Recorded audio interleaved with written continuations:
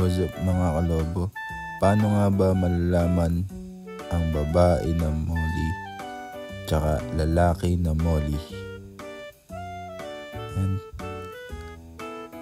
dyan sa apat na yan, iisa lang ang lalaki. Ayan. Papansin nyo, patusok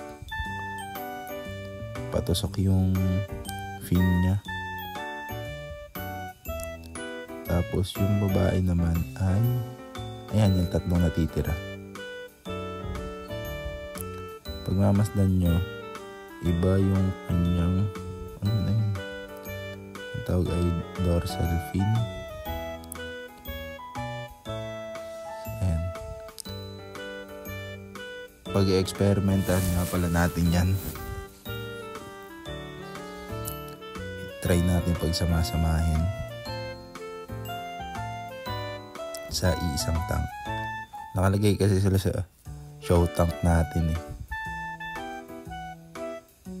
Try natin pagsamasamahin kung ano ang kalalabasan. Kung maganda ba o pangit. Di natin alam. Bago tayo matapos, baka naman pindutin mo na yung subscribe and like. Maraming salamat.